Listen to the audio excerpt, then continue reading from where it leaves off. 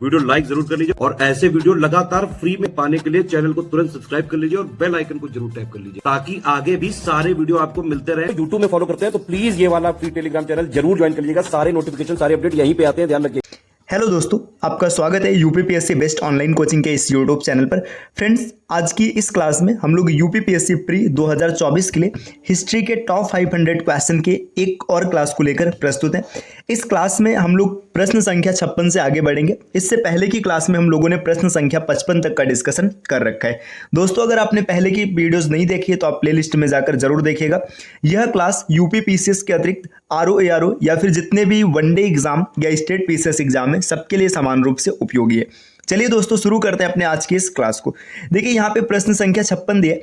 अगर यह कहा जा सकता है कि सुधारों का यह अध्याय प्रत्यक्ष या परोक्ष रूप से भारत में एक संसदीय प्रणाली की स्थापना का नेतृत्व करता है, तो मैं व्यक्ति के तौर पर मानता हूं इससे कुछ भी नहीं होगा। उक्त कथन किसने दिया? देखिए, यही प्रश्न यहाँ पर इंग्लिश में दिया है। If it could be said that this chapter of reforms led directly और indirectly to the establishment of the parliamentary system in India, I for one would have nothing at all to do with it, है ना। Who said the above statement? तो देखिए, ये statement किसने कहा था? अगर आप पढ़ेंगे तो आपको पता चलेगा कि यह स्टेटमेंट मार्ले ने कहा था। तो लॉर्ड मार्ले इसका सही उत्तर हो जाएगा। विकल्प सी इस प्रश्न का बिल्कुल सही उत्तर बनेगा। चलिए दोस्तों, आते हैं अगले प्रश्न पर। अगला प्रश्न देखिए, प्रश्न संख्या 57 दिए। 20वीं शताब्दी की शुरुआत में चरमपंथियों के पतन के कारण के बारे में निम्नलिखित में से कौन सा कथन सही है? देखिए, ये बताया जा रहा है कि 20वीं शताब्दी की जब शुरुआत होती तो जो चरमपंथी थे इनका पतन हो जाता है। इसके संबंध में कौन सा कारण बिल्कुल या कौन सा कथन बिल्कुल सही है? यहाँ पर यही प्रश्न इंग्लिश में दिया। Which of the following statements about the reason behind decline of extremist during early 20th century is correct? तो आपको बताना है कि इसमें से कौन सा कारण बिल्कुल सही होगा। तो देखिए, यहाँ पर हम लोग एक एक विकल्प को पढ़ते हैं और चीजों को समझने का प्रयास करते हैं।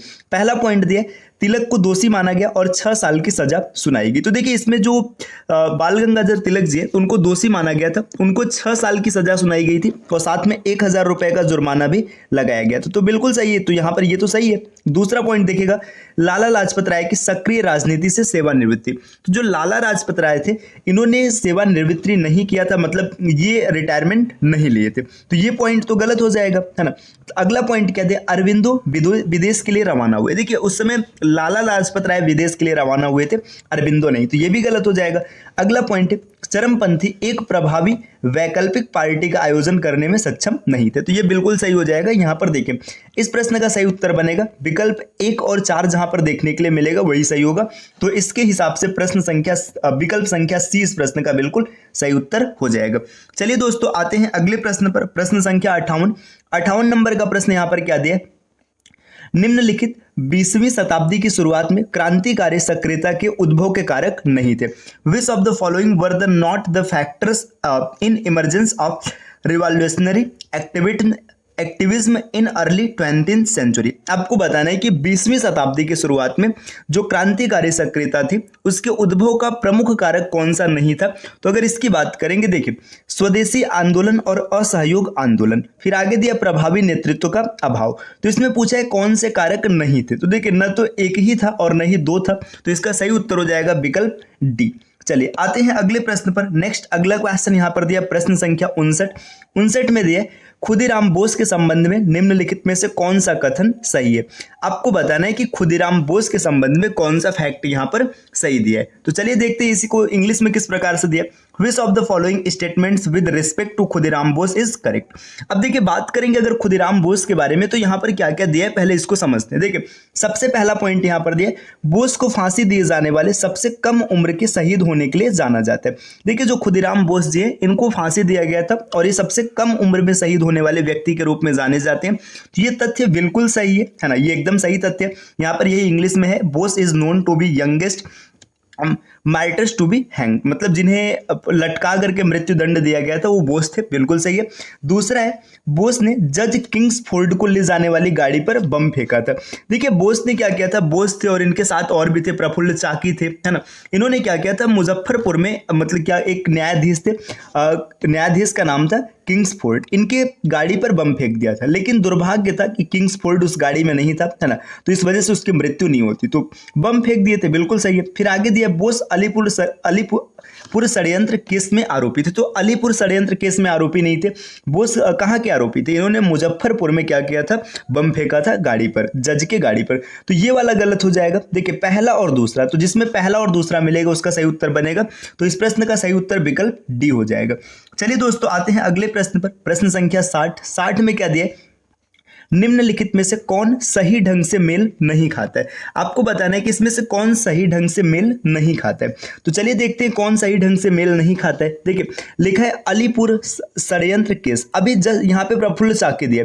देखिए जस्ट पहले आपने देखा कि जो प्रफुल्ल चाकी जी हैं और खुदीराम बोस जी हैं, इनका संबंध किससे? इनका संबंध है मुजफ्फरपुर में ये जज किंग्सफोर्ड के गाड़ी पर बम फेंकते। तो प्रफुल्ल चाकी का संबंध अलीपुर षड्यंत्र केस से नहीं है।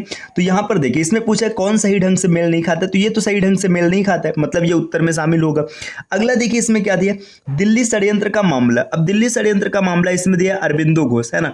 तो अरबिंदो घोष का मामला देखिए, जो दिल्ली षड्यंत्र है ना, अरबिंदो घोष उसमें नहीं शामिल थे। अरबिंदो घोष का संबंध अलीपुर षड्यंत्र केस से, तो ये भी इस प्रश्न के हिसाब से सही उत्तर होगा। आगे दिया मुजफ्फरपुर षड्यंत्र का मामला। देखिए मुजफ्फरपुर षड्यंत्र का मामला अभी जस्ट पहले आपने देखा प्रफुल्ल चाकी और कौन उसमें शामिल थे, और उसमें खुदीराम बोस जी शामिल थे। तो ये भी इस प्रश्न के हिसाब से सही उत्तर हो जाएगा। आगे कानपुर षड्यंत्र केस, तो यहाँ पर मुजफ्फर अहमद ये बिल्कुल सही मतलब सम्मिलित है। तो ये इसका उत्तर नहीं बनेगा। पहला दूसरा और तीसरा, तो जिसमें पहला दूसरा तीसरा विकल्प ए इस प्रश्न का सही उत्तर बनेगा। देखिए जो प्रफुल्ल चाकी और इसके बाद खुदीराम बोस जी हैं, उन्होंने जब गाड़ी पर बम फेंका था तो प्रफुल्ल चाकी ने तो वहां पर अपने आप को गोली मार लिया था, तो इनकी मृत्यु हो गई थी। बाकी खुदीराम बोस जी के ऊपर मुकदमा चला था और बाद में उनको फांसी की सजा सुनाई गई थी। चलिए दोस्तों आते हैं अगले प्रश्न पर। प्रश्न संख्या 61 में क्या दिया गया? भारत में क्रांतिकारी सक्रियता के संबंध में निम्नलिखित पर विचार कीजिए। अब क्रांतिकारी सक्रियता की बात की जा रही है, तो इसमें कौन से फैक्ट यहाँ पर देखिए पूछा गया सही है, तो आपको सही को चुनना है। देखिए यहाँ पर इसी को इंग्लिश में दिया, consider the following with regards to revolutionary activism in India. अब यहाँ पर क्या क्या दिया? क्रांतिकारी गतिविधि स्वदेशी बंगाल आंदोलन के विरासत के रूप में उभरी। तो देखिए ये बिल्कुल सही है, यहाँ पर स्वदेशी बंगाल बंगाल आंदोलन के विरासत के रूप में उभरा, ये बिल्कुल सही तथ्य। अब दूसरे को देखते हैं, दूसरा दिए एक पीढ़ी या उससे अधिक के लिए शिक्षित युवाओं पर इसका प्रभाव पड़ा। बिल्कुल सही है, जो शिक्षित युवा थे उस समय वही आगे आते। यह धर्म निरपेक्ष था और हिंदू मुस्लिम एकता स्पष्ट रूप से देखी गई। तो देखिए ये तथ्य अगर देखेंगे तो कुछ मामलों में ये फेल होता हुआ नजर आता है। कहीं कहीं ऐसे बिंदु थे जहां पर धार्मिक निरपेक्षता दिखाई नहीं देती थी। आगे है इसे बंगाल में व्यापक अंतर जाति सामाजिक आधार के साथ जोड़ा गया था, ये भी गलत है। तो इस प्रश्न का देखिए इसमें से कौन सा सही है? तो अगर आप देखेंगे तो पहला और दूसरा सही दिख रहा है, तो पहला दूसरा जहां पर सही दिखेगा वही इसका उत्तर बनेगा। तो विकल्प ए इस प्रश्न का बिल्कुल सही उत्तर हो जाएगा। चलिए दोस्तों आते हैं अगले स्लाइड पर, अगले क्वेश्चन पर। प्रश्न संख्या 62 में क्या दे रखा है? 62 में ये दिया हुआ रामोसी विद्रोह के संबंध में निम्नलिखित पर विचार करें। Consider the following with respect to Ramosi revolt. तो रामोसी रिवोल्ट की बात करेंगे। रामोसी रिवोल्ट का संबंध किस तरीके से?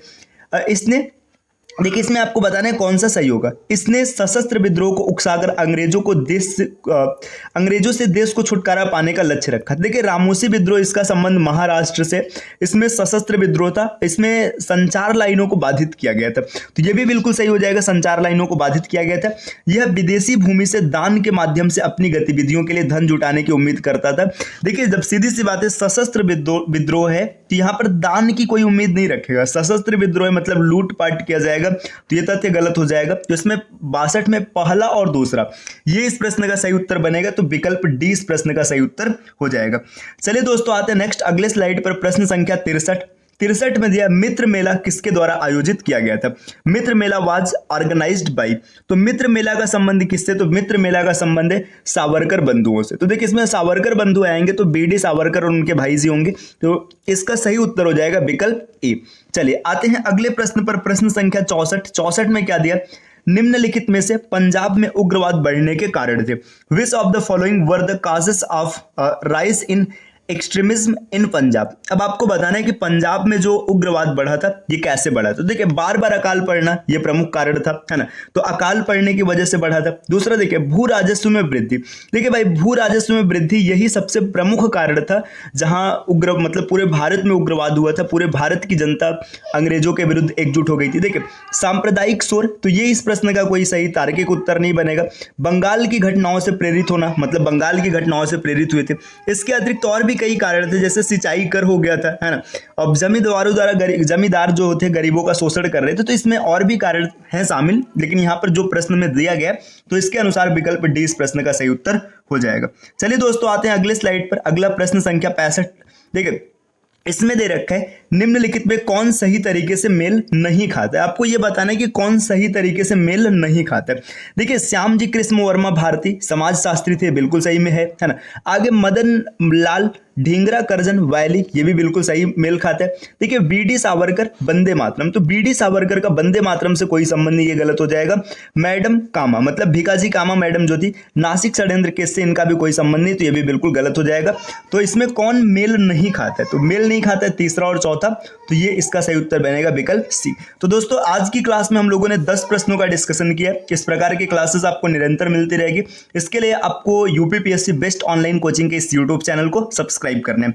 और अगर आप पीसीएस की कंप्लीट तैयारी करना चाहते हैं, बिल्कुल प्री मेंस इंटरव्यू सब कुछ, तो आप टीम के पेड कोर्सेज से जुड़ सकते हैं, जिसके लिए यहाँ पर दिए गए नंबर पे आप कॉल करके पेड कोर्स से जुड़ने की प्रक्रिया समझ सकते हैं। इसके अतिरिक्त ज्ञान सर का व्हाट्सएप नंबर है, आप यहाँ से व्हाट्सएप के माध्यम से भी जानकारी प्राप्त कर सकते हैं। एक तरीका और है दोस्तों इन सब चीजों को प्राप्त करने का, आप प्ले स्टोर से स्टडी फॉर सिविल सर्विसेज का एप्लीकेशन इंस्टॉल कीजिए और हर चीज को आप आसानी से प्राप्त कर सकते हैं। चलिए फिर मिलते हैं आपसे नेक्स्ट वीडियो में कुछ नए इन्फॉर्मेशन के साथ, तब तक के लिए नमस्कार।